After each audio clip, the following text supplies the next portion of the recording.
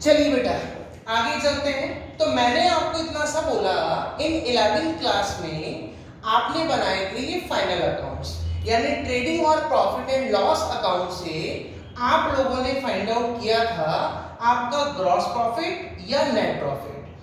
अब ये काम तो क्योंकि आप क्लास 11th में कर चुके, तो ये काम तो बेटा हमें क्लास 12th में अब करना नहीं है, हमें करना है इसके आगे का काम।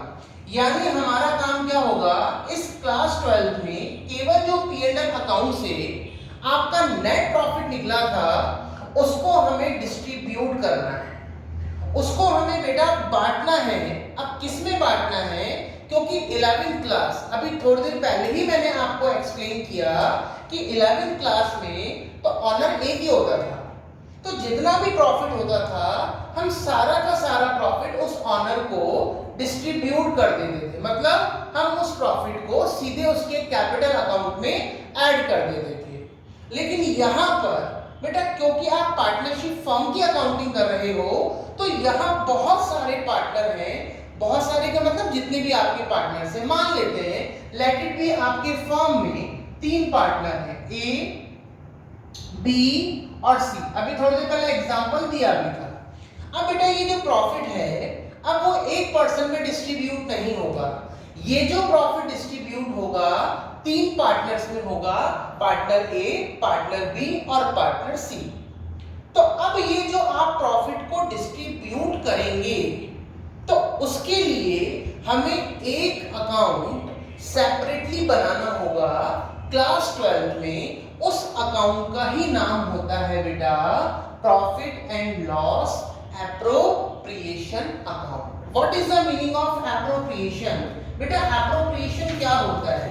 एप्रोप्रिएशन का मतलब है distribution, distribution of the profits and other benefits. Other benefits क्या होते हैं वो अभी हम डिस्कस करेंगे।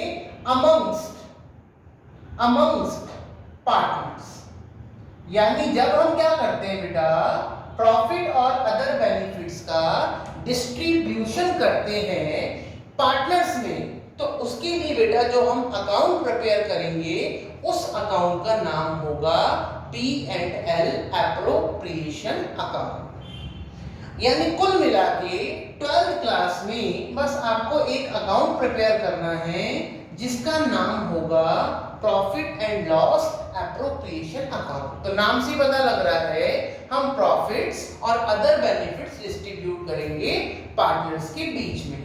तो सबसे पहले बेटा इस अकाउंट का स्टार्टिंग पॉइंट क्या होगा? जैसे ट्रेडिंग अकाउंट का जो रिजल्ट आया था ग्रॉस प्रॉफिट, उस प्रॉफिट को हमने ट्रांसफर किया था P&L अकाउंट में। प्रॉफिट एंड लॉस अकाउंट से जो भी नेट प्रॉफिट आया बेटा वो होगा हमारे P&L एप्रोप्रिएशन अकाउंट का स्टार्टिंग पॉइंट। यानी हम इस अकाउंट की जो स्टार्टिंग करेंगे, इस अकाउंट की जो शुरुआत करेंगे वो हमेशा कौन से अकाउंट से करेंगे बेटा? आपके जो P&L अकाउंट से नेट प्रॉफिट आया वहां से हम इस अकाउंट की हमेशा स्टार्टिंग करेंगे। यानी कुल मिलाकर आपका फर्स्ट जो क्वेश्चन स्टार्ट होगा वो इस नेट प्रॉफिट से होगा जो आप P&L अकाउंट से लाए हो। अब मैं कुछ आपको इंपॉर्टेंट चीज बता रहा हूं, पहले वो समझना है। तो सबसे पहली बात तो बेटा आपको समझ में आ गया 11th क्लास में आपने फाइनल अकाउंट बनाए, इन फाइनल अकाउंट से जो रिजल्ट आया नेट प्रॉफिट, लास्ट पॉइंट क्या था आपका P&L अकाउंट से नेट प्रॉफिट। तो अब हम क्या कर रहे हैं प्रॉफिट का एप्रोप्रिएशन कर रहे हैं, प्रॉफिट को बांट रहे हैं। लेकिन मैंने कहा प्रॉफिट के अलावा हमने एक वर्ड और यूज किया अदर बेनिफिट, और मैं भी आपको एक्सप्लेन करता हूं सर अदर बेनिफिट क्या होते हैं बेटा। लेकिन सबसे पहले इन चीज को भूल जाना है और क्लास 12 की शुरुआत कौन से अकाउंट से होगी? P&L एप्रोप्रिएशन अकाउंट से। और what is the starting point of P&L appropriation account? It is net profit, जो कि बेटा कहां से आया? आपके P&L अकाउंट से। अब मैं कुछ पॉइंट आपको समझा रहा हूं, उनको एक्सप्लेन कर रहा हूं, उनको समझने की कोशिश करनी। सर ये अदर बेनिफिट्स क्या होते हैं? अदर बेनिफिट्स का मतलब है, अब मैं आपको छोटा सा एग्जांपल देता हूं। आपके 3 पार्टनर हैं ABC आपकी फर्म में, ये आपकी फर्म है बेटा, ये आपकी फर्म है और इसमें आप लोग 3 पार्टनर वर्कआउट कर रहे हैं। हम ये मानते हैं कि हमारे P&L अकाउंट से जो इस साल का नेट प्रॉफिट निकला वो निकला 3 लाख रुपीस। यानी हमारे P&L अकाउंट से हमारा जो नेट प्रॉफिट निकला फॉर एन एग्जांपल कितने लाख रुपीस आया बेटा? 3 लाख रुपए। अब हमें इस 3 लाख रुपए को इन तीनों पार्टनर्स में बांटना है, ए में, बी में और सी में। अभी मैं मान लेता हूं, अच्छा प्रॉफिट हमेशा ध्यान रखिए कौन से रेशियो में डिस्ट्रीब्यूट होगा पार्टनर्स में, उनका जो प्रॉफिट शेयरिंग रेशियो डिसाइड हुआ। भाई डे 1 पे जब उन लोगों ने पार्टनरशिप स्टार्ट की होगी तो मैंने आपको स्टार्टिंग में बताया था पार्टनर्स के बीच में एग्रीमेंट होता है। तो उस एग्रीमेंट में क्या होता है बेटा, उनका प्रॉफिट शेयरिंग रेशियो डिसाइड होता है कि किस रेशियो में प्रॉफिट को डिस्ट्रीब्यूट करेंगे। और यदि पार्टनरशिप एग्रीमेंट नहीं है तो मैंने आपको वो भी क्लॉज बताया था कि इक्वल बांट देते हैं बराबर, ठीक है। अभी मैं मान लेता हूं कि पार्टनरशिप डीड तो है और उस पार्टनरशिप डीड में इन सबका जो प्रॉफिट है वो ये लोग फ्यूचर में इक्वल डिस्ट्रीब्यूट करेंगे। प्रॉफिट जो डिस्ट्रीब्यूट करेंगे वो प्रॉफिट इक्वल बांटेंगे। तो मुझे बताओ बेटा, ये जो 3 लाख रुपए का प्रॉफिट है यदि मैं बांटना चाहूं ए, बी और सी में, तो बेटा तीनों पार्टनर्स में प्रॉफिट कितना डिस्ट्रीब्यूट होगा? बहुत सिंपल सी बात है, 1 लाख ए को, 1 लाख बी को, 1 लाख सी को। ये आपने प्रॉफिट का कर दिया एप्रोप्रिएशन। लीजिए 3 लाख रुपए प्रॉफिट हुआ था और 3 लाख रुपए आपने पार्टनर्स में डिस्ट्रीब्यूट कर दिए। तो मेजरली हम जो अकाउंट बना रहे हैं, ये हम जो अकाउंट प्रिपेयर कर रहे हैं, वो मैं आपको समझाना चाह रहा हूं कि हमें प्रॉफिट को बस डिस्ट्रीब्यूट करना है तीनों पार्टनर्स में। तो हमने प्रॉफिट कमाया for an example 3 lakh rupees और 3 लाख रुपए को हमें तीनों पार्टनर्स में डिस्ट्रीब्यूट करना है। और इस एग्जांपल में आपका जो प्रॉफिट शेयरिंग रेशियो है वो है बेटा इक्वल, बराबर। तो हमने क्या करा, तीनों पार्टनर्स को 1-1 लाख रुपए दे दिए। लेकिन अब समझना है सर इसमें अदर बेनिफिट्स तो आए नहीं। सर अदर बेनिफिट्स का मतलब क्या होता है? अदर बेनिफिट्स के मतलब को बेटा समझने की कोशिश करें। आपको ध्यान है जब मैंने पार्टनरशिप डीड के कुछ पॉइंट्स आपको बताए थे, तो वो कुछ पॉइंट अब मैं यहाँ डिस्कस करने वाला हूँ, ठीक है बेटा। इस फाइनल अकाउंट को चलो उसको मैं इरेज नहीं कर रहा क्योंकि एक पॉइंट समझाना है। देखिए सबसे पहली बात, पहले मैं आपको कुछ बेसिक टर्म समझाता हूँ। बेसिक टर्म, ये बेटा आपकी फर्म है, ये आपका बिजनेस है, ठीक है। और ये आप लोग हैं, आप कौन है बेटा? Partner, mister A, mister B और mister C. Mister A, mister B, mister C. आप लोग 11वीं क्लास अकाउंट से पढ़ते हुए आ रहे हैं कि डे 1 पे जब हम बिजनेस को स्टार्ट करते हैं तो बिजनेस में क्या इंट्रोड्यूस करते हैं? कैपिटल। तो सिंपल सी बात है, डे 1 पे बिजनेस फर्म के अंदर पार्टनर ए ने कैपिटल लगाई, पार्टनर बी ने कैपिटल लगाई और पार्टनर सी ने कैपिटल लगाई। तो सबसे जो पहली टर्म है वो है कैपिटल। यानी सबसे पहले पार्टनर्स क्या इंट्रोड्यूस कर रहे हैं बेटा? अपनी कैपिटल इंट्रोड्यूस कर रहे हैं फर्म में, बिजनेस में। तो नेचुरल सी बात है जब आप कैपिटल लगाओगे बिजनेस के अंदर तो इस पर फर्म आपको क्या पे करेगी? यानी सिंपल सी बात है, आज हम बिजनेस की बात नहीं करते, आज यदि हम अपने पैसे की एफडी करा दें, आज हम अपने पैसे को मार्केट में कहीं भी इन्वेस्ट कर दें तो हम उसमें रिटर्न का एक्सपेक्टेशन रखते हैं कि कुछ रिटर्न मिलेगा ही मिलेगा। तो आपने 11वीं क्लास में पढ़ा था कि जब बिजनेसमैन बिजनेस में कैपिटल लगाता है, इंट्रोड्यूस करता है, तो बिजनेस इन रिवर्ट उसके बदले में उसको क्या पे करता है बेटा? इंटरेस्ट पे करता है, इंटरेस्ट ऑन कैपिटल। तो जितनी भी कैपिटल लगाई है इन तीनों पार्टनर से, मिस्टर ए, मिस्टर बी और मिस्टर सी, आपका फर्म या आपकी जो बिजनेस है इस कैपिटल के रिवर्ट में पार्टनर्स को क्या देगा बेटा? इंटरेस्ट। समझना।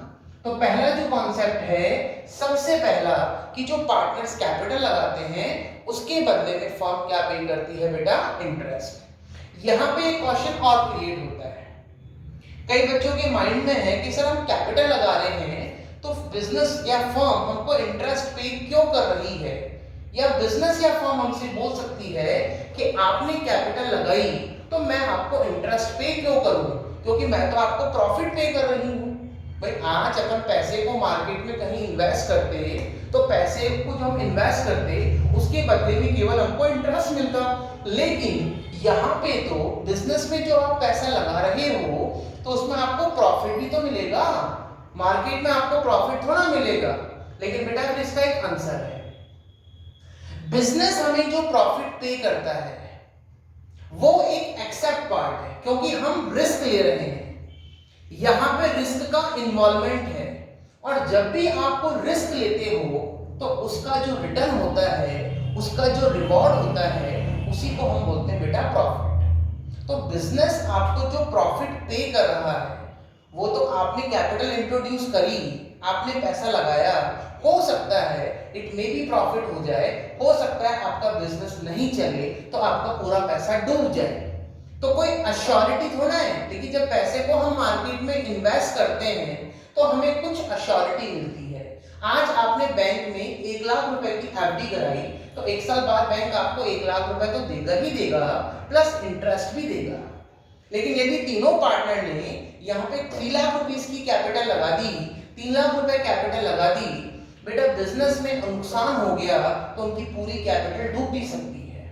तो इसलिए ध्यान रखना, आपको जो आपने जो पैसा इन्वेस्ट किया उस पे जो प्रॉफिट मिल रहा है, ये जो प्रॉफिट मिल रहा है ये तो सिंपल सी बात है बेटा, आपने जो रिस्क ली है उसका रिवॉर्ड है। या प्रॉफिट क्या है? Profit is the premium of जो आपने रिस्क लिया है, रिस्क टेकिंग, आपकी जो रिस्क टेकिंग कैपेसिटी थी उसका प्रीमियम लौटा रहा है बिजनेस आपको प्रॉफिट। लेकिन ये जो इंटरेस्ट ऑन कैपिटल है, यदि इस पैसे को आप बिजनेस में इन्वेस्ट ना करते और बाहर मार्केट में कहीं अदर जगह इन्वेस्ट करते तो उस पे भी तो आपको इंटरेस्ट मिलता। आपने इकोनॉमिक्स में टर्म भी पढ़ी होगी, अपॉर्चुनिटी कॉस्ट। तो ये वही वाला कॉन्सेप्ट है, बिजनेस आपको दो चीज पे करता है। पहली चीज इंटरेस्ट, कैपिटल पे आपको इंटरेस्ट देगा। क्यों देगा? क्योंकि इट इज ये आपका रिस्क प्रीमियम नहीं है, ये तो रिस्क का रिवॉर्ड नहीं है। रिस्क का रिवॉर्ड क्या है? वो तो प्रॉफिट है, क्योंकि आपने जो पैसा लगाया और आपने जो मेहनत करी, तीन पार्टनर मिले एबीसी, इन्होंने जो पैसा लगाया, इन्होंने उस पर जो मेहनत करी, उसका रिवॉर्ड तो प्रॉफिट है। लेकिन बेटा सिंपल सी बात है, इस पैसे को यदि हम मार्केट में भी कहीं और इन्वेस्ट करते तो हमें इंटरेस्ट मिलता या नहीं मिलता। इसलिए बिजनेस को आपको आपकी कैपिटल पे, पार्टनर्स की कैपिटल पे क्या पे करना होता है? इंटरेस्ट। ठीक है। अच्छा, दूसरी चीज बेटा, अच्छा एक चीज और ध्यान रखनी है, अपन जितनी भी अकाउंटिंग करते हैं, आज तक आप जितनी भी अकाउंटिंग करके आए हो, कैसे आपने 11वीं क्लास में जर्नल एंट्री बनाई, कैसे आपने फाइनल अकाउंट बनाए, कैसे पार्टनरशिप फॉर्म में अकाउंटिंग कर रहे हैं, ईच एंड एवरी जो ट्रांजैक्शन होता है, ईच एंड एवरी जो आपकी अकाउंटिंग होती है, वो हमेशा किसके पॉइंट ऑफ व्यू से होती है? वो हमेशा बेटा पॉइंट ऑफ व्यू से होती है आपके बिजनेस। यानी आपको सब कुछ जो सोचना है वो किसके हिसाब से सोचना है? फर्म की पॉइंट ऑफ व्यू से। यानी पार्टनर्स ने फर्म को कैपिटल दी, फर्म इस पर क्या पे करेगी? Revert interest on capital, capital पे इंटरेस्ट देगी। तो मुझे बताओ, फर्म के पॉइंट ऑफ व्यू से ये एक्सपेंस हुआ या फर्म के पॉइंट ऑफ व्यू से ये इनकम हुई? तो आपका सिंपल सा आंसर होगा बेटा, यदि हम फर्म के हिसाब से सोचें तो फर्म जो जो चीज पे करेगी वो सब उसके लिए खर्चा है। तो पार्टनर्स ने कैपिटल लगाई, पार्टनर्स डिमांड कर रहा है इंटरेस्ट की, तो फर्म को इंटरेस्ट पे करना होगा। तो interest it is a part of expense according to firms point of view. हाँ, पार्टनर्स के हिसाब से सोचें तो इनकम है, लेकिन कभी भी पार्टनर्स के हिसाब से अकाउंटिंग नहीं होती, फर्म के पॉइंट ऑफ व्यू से होती है। दूसरा बेटा, अब सेकंड इंपॉर्टेंट चीज, सेकंड इंपॉर्टेंट जो आपकी बेसिक टर्मिनोलॉजी है वो है आपका ड्रॉइंग्स। अब जब आप बिजनेस में कैपिटल लगा रहे हो और आप बिजनेस से उम्मीद करते हो कि वो आपको इंटरेस्ट दे, तो इट मींस कैपिटल पे अब राइट्स किसके हैं? बिजनेस के। लेकिन आपने 11th क्लास में भी पढ़ा होगा, जब बिजनेसमैन अपने पर्सनल यूज के लिए, चाहे से वो गुड्स हो चाहे से वो कैश हो, जब पर्सनल यूज के लिए विड्रॉ कर लेता है तो उसको आपने बोला था बेटा ड्रॉइंग्स। और जब भी आप ड्राइंग करोगे तो उससे बेटा आपकी बिजनेस की कैपिटल कम होती है, बिजनेस को नुकसान है। जब वो आपको कैपिटल पे इंटरेस्ट पे कर रही है, तो जब आप उसकी कैपिटल को कम करोगे तो उसका नुकसान होगा। तो फर्म क्या बोलती है, जब मैंने आपको आपकी कैपिटल पे इंटरेस्ट दिया, लेकिन जब आप कैपिटल को कम कर रहे हो तो मैं आपसे इंटरेस्ट लूंगी। तो हमेशा ध्यान रखो, ड्राइंग पर इंटरेस्ट ऑन ड्राइंग फर्म देती नहीं है, फर्म बेटा चार्ज करती है। क्यों करती है? क्योंकि उसकी कैपिटल कम हो रही है, और कम हो रही है तो वो इंटरेस्ट अब की बार देगी नहीं, चार्ज करेगी। और हमें सब कुछ किसके हिसाब से सोचना है? Firms point of view. तो मुझे बताइए, ये जो इंटरेस्ट ऑन ड्राइंग है, it is the part of expense और इनकम। फर्म के पॉइंट ऑफ व्यू से क्या होगा? तो बेटा फर्म के पॉइंट ऑफ व्यू से ये होगी आपकी इनकम। अच्छा, इसके अलावा ये जो तीन पार्टनर काम कर रहे हैं, मान लेते हैं बेटा ए, बी और सी में बी और सी बहुत ज्यादा मेहनत करते हैं, बहुत ज्यादा एक्टिव है बिजनेस में, मतलब ए उतना एक्टिव नहीं है, बी और सी बहुत हार्ड वर्कर है, फिजिकल वर्क भी बहुत ज्यादा करते हैं और बहुत ज्यादा डेडिकेटेड है फर्म के लिए। तो वो फर्म से डिमांड करेंगे कि हमें भी सैलरी भी मिलनी चाहिए। हमें क्या मिलनी चाहिए बेटा? सैलरी भी मिलनी चाहिए। अब ये डिमांड भी किससे कर रहे हैं? भाई नेचुरल सी बात है, पैसा कहाँ लगा है बिजनेस में, तो सारी डिमांड फर्म से होगी, हमें सैलरी मिलनी चाहिए। तो फिर मुझे बताओ बेटा, फर्म के पॉइंट ऑफ व्यू से सोचें तो सैलरी, फर्म के पॉइंट ऑफ व्यू से सोचें तो सैलरी एक्सपेंस होगा या इनकम होगी? तो बेटा अगेन, क्योंकि ये सैलरी फर्म को पे करनी है, तो फर्म के पॉइंट ऑफ व्यू से सैलरी क्या होगी बेटा? एक्सपेंस ही होगा। अब चाहे से क्वेश्चन में सैलरी वर्ड आ जाए, चाहे से आपका रेम्यूनरेशन वर्ड आ जाए, बेटा एक ही बात है, सैलरी या रेम्यूनरेशन, या एक वर्ड और बोल रहा हूं मैं आपके सामने, कमीशन। हो सकता है बी और सी बहुत एक्टिव है, सैलरी की डिमांड कर रहे हैं, लेकिन ए जो है फिजिकल वर्क तो उतना नहीं कर रहा बेटा, लेकिन जो इसका स्किल है, इसका जो माइंड है, मेंटली वर्क बहुत ज्यादा है फर्म के अंदर रादर देन बी और सी। तो वो डिमांड करता है फर्म से कि मुझे आप ठीक है सैलरी रेम्यूनरेशन मत दो, लेकिन मुझे कमीशन चाहिए, मुझे प्रॉफिट में से कुछ एक्स्ट्रा हिस्सा और चाहिए। अब वो कुछ भी बोल दीजिए, उसको यहाँ वर्ड दिया अपने नाम कमीशन का। तो बेटा कमीशन भी यदि हम बात करें, चाहे से सैलरी हो, चाहे से रेम्यूनरेशन हो और चाहे से कमीशन हो, ये सब फर्म के पॉइंट ऑफ व्यू से क्या होते हैं? एक्सपेंस। तो कुल मिला के कैपिटल पे फर्म आपको क्या पे कर रही है? इंटरेस्ट ऑन कैपिटल, फर्म के हिसाब से खर्चा। पार्टनर सैलरी की डिमांड कर रहा है, कमीशन की डिमांड कर रहा है, या कोई भी अदर रेम्यूनरेशन की डिमांड कर रहा है, वो भी क्या है बेटा? वो भी फर्म के पॉइंट ऑफ व्यू से एक्सपेंस, खर्चा। बस अभी तक फर्म की एक ही इनकम हुई कि यदि कोई पार्टनर कैपिटल को निकाल लेता है, विड्रॉ कर लेता है, तो उस पे फर्म आपसे क्या चार्ज करती है? इंटरेस्ट। तो ये कुछ बेसिक टर्मिनोलॉजी मैंने आपको इसलिए समझाई है क्योंकि अभी जब हम P&L एप्रोप्रिएशन अकाउंट बनाएंगे तो उनमें इन चीजों का रोल होगा। हाँ, एक इंपॉर्टेंट चीज और आपने पढ़ा भी होगा बचपन से अब तक, अपन एक चैप्टर पढ़ा भी था 11वीं क्लास में, प्रोविजन एंड रिजर्व। बेटा रिजर्व हम क्यों बनाते हैं? आपकी लाइफ में होने वाली जो अनसर्टेनिटी है, लाइफ में होने वाला जो कॉन्टीजेंट पार्ट होता है, उससे बचने के लिए हम रिजर्व बनाते हैं। तो कई बार क्वेश्चन में क्या होगा, आपसे बोलेगा या क्वेश्चन में कई बार बोला जाएगा कि आपको प्रॉफिट का कुछ पार्ट रिजर्व में भी आपको क्रिएट करना है। कहने का मतलब जैसे फर्म का जो प्रॉफिट था आपका 3 लाख रुपीस, और आपसे क्वेश्चन में बोल दिया जाए कि 3 लाख रुपए का आपको 10% रिजर्व क्रिएट करना है, 10% रिजर्व बनाना है।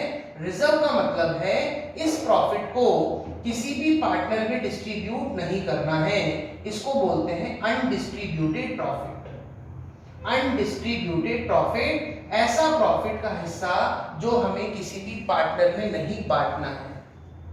हाँ, फ्यूचर में जब भी वो प्रॉफिट डिस्ट्रीब्यूट होगा तो इन तीनों पार्टनर्स का ही राइट है, लेकिन अभी हम प्रॉफिट का कुछ हिस्सा बचा के चल रहे हैं। जैसे प्रैक्टिकल लाइफ का एग्जांपल लेते हैं, मान लीजिए आप किसी ऑर्गेनाइजेशन में एम्प्लॉई हैं और आपको हर महीने सैलरी मिलती है, तो बेटा हम क्या सारी सैलरी को खर्च कर देते हैं? नहीं, कुछ पार्ट हम सेविंग करते हैं। सेविंग क्यों करते हैं? कि फ्यूचर में कोई भी कॉन्टीजेंसीज आती हैं तो उनसे बचने के लिए। ऐसी फर्म क्या करती है, सारे के सारे प्रॉफिट को पार्टनर में नहीं बांट देती, वो क्या करेगी, कुछ पार्ट रिजर्व में ट्रांसफर करेगी। और रिजर्व क्यों बनाती है, फ्यूचर में होने वाले जो भी आपका कॉन्टीजेंट पार्ट है या जो अनसर्टेनिटी है उससे बचने के लिए। लेकिन बेटा वही वाली बात, यदि हम फर्म के पॉइंट ऑफ व्यू से सोचें तो ये जो रिजर्व है ये भी फर्म के पॉइंट ऑफ व्यू से क्या होगा, एक्सपेंस, क्योंकि प्रॉफिट में से ही वो क्या कर रही है, रिजर्व बना रही है। तो आईओसी फर्म के लिए खर्चा हुआ, आपका सैलरी, कमीशन या कोई भी रेम्युनरेशन यदि पार्टनर मांग रहा है तो वो भी फर्म के पॉइंट ऑफ व्यू से खर्चा होगा। और लास्ट एंड फाइनल बेटा आपसे कभी बोलेगा कि रिजर्व भी क्रिएट करो फ्यूचर में होने वाली कॉन्टीजेंसीज को सिक्योर करने के लिए, वो भी फर्म के लिए खर्चा हुआ, तो फर्म की मात्र एक ही तो इनकम हुई और वो है इंटरेस्ट ऑन ड्रॉइंग। तो कहने का मतलब क्या है, एप्रोप्रिएशन जो है, एप्रोप्रिएशन का मतलब क्या है, बंटवारा, डिस्ट्रीब्यूशन। और एक चीज ध्यान रखना बेटा, एप्रोप्रिएशन कभी भी जितना प्रॉफिट आपने कमाया है उससे ज्यादा कभी भी नहीं हो सकता।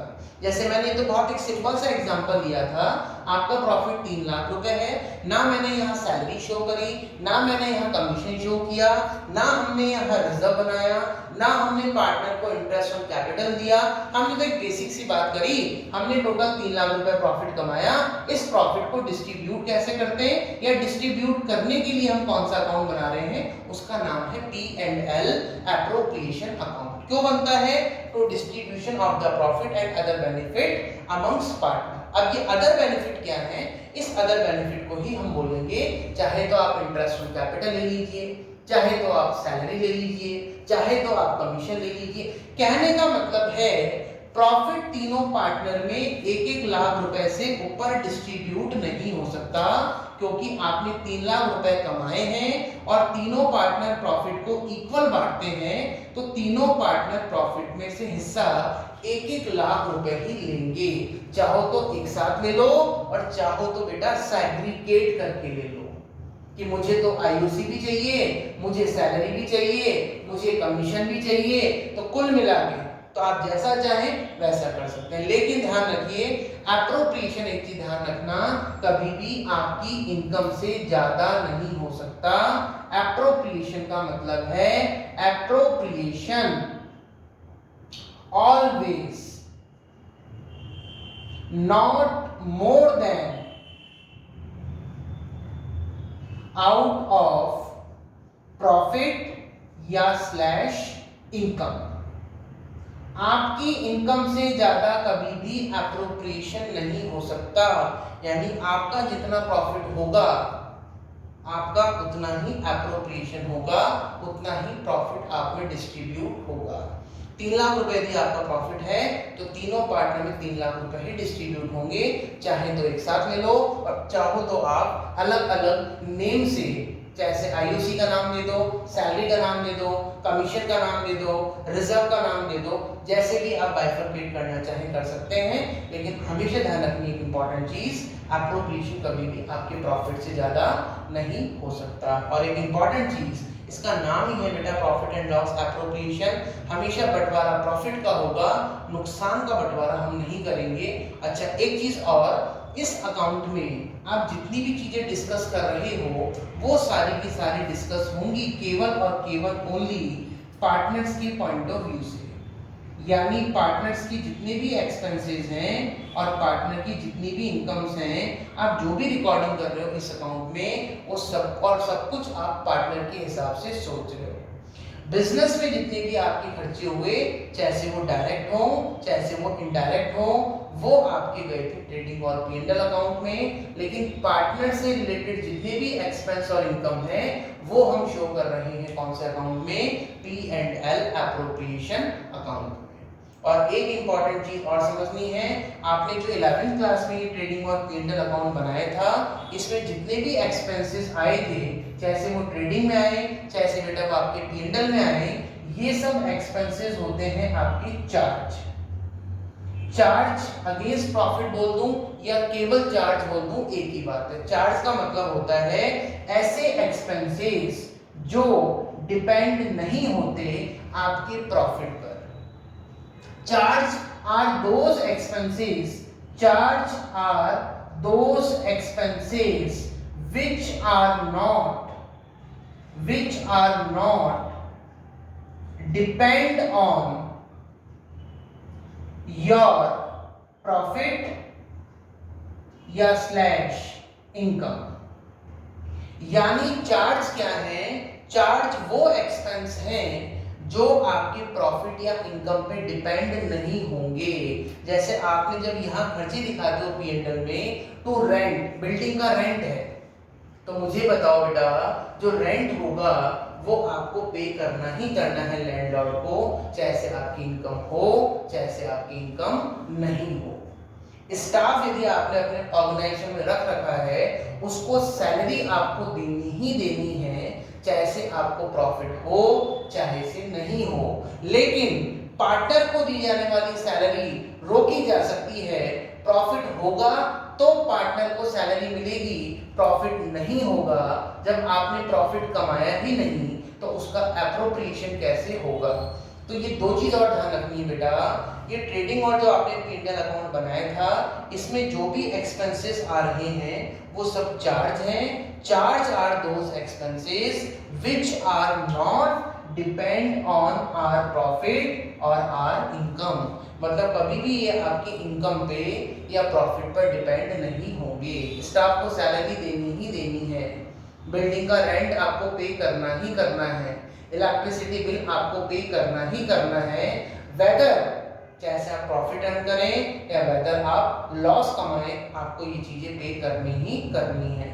लेकिन हम बात कर रहे हैं इसके बाद जो अकाउंट बन रहा है एप्रोप्रिएशन अकाउंट। एप्रोप्रिएशन तभी होगा, बंटवारा तभी होगा जितना आपने कमाया है। एप्रोप्रिएशन कभी भी ज्यादा नहीं हो सकता, not more than out of profit या स्लैश इनकम।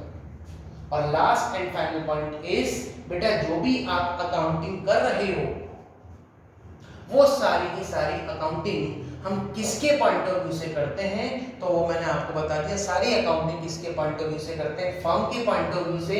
सब कुछ सोचना है फर्म के पॉइंट ऑफ व्यू से। इंटरेस्ट ऑन कैपिटल दिया तो फर्म ने दिया, फर्म के लिए क्या है? एक्सपेंस या इनकम। फर्म को ड्राइंग पे इंटरेस्ट ऑन ड्राइंग फर्म ने दिया नहीं, चार्ज किया है पार्टनर से, उसके लिए इनकम हो गई।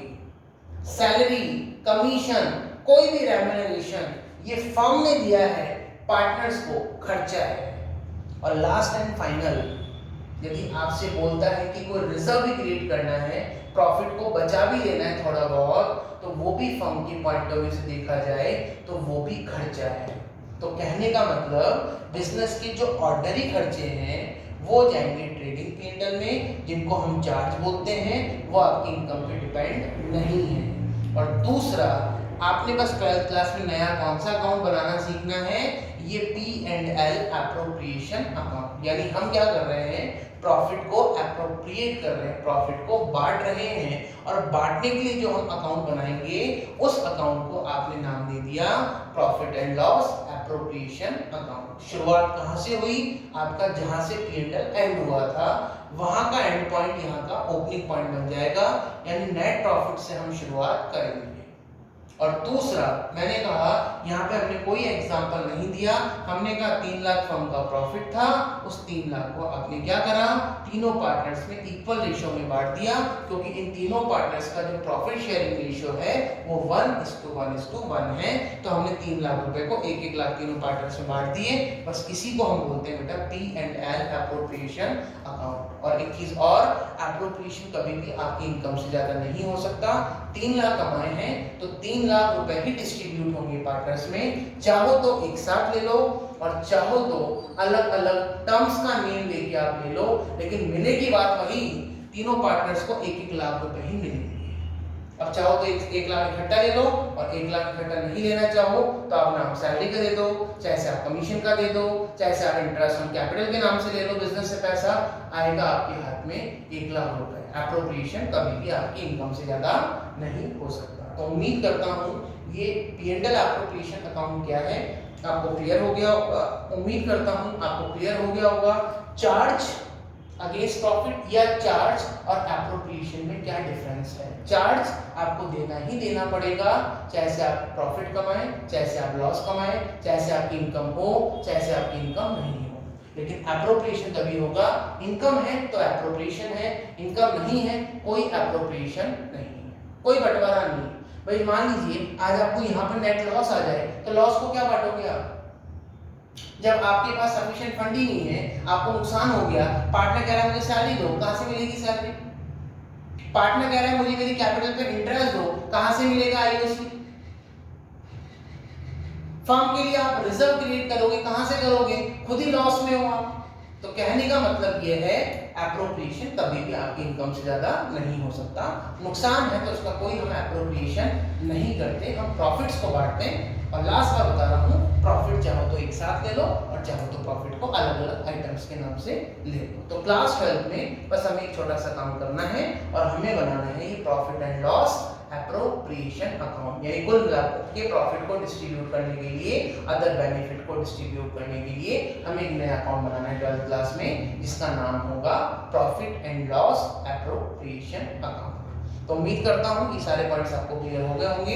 नेक्स्ट वीडियो में हम आगे मिलेंगे बेटा, इसी P&L एप्रोप्रिएशन को थोड़ा सा और बाइफरकेट करके हम आपको बताएंगे। और सबसे इंपॉर्टेंट चीज ध्यान रखना, ये कुछ बेसिक टर्मिनोलॉजी जो आपको बताई है। कैपिटल पे क्या देती है फर्म आपको? Interest on capital. ड्राइंग पे क्या चार्ज करती है? Interest on drawing.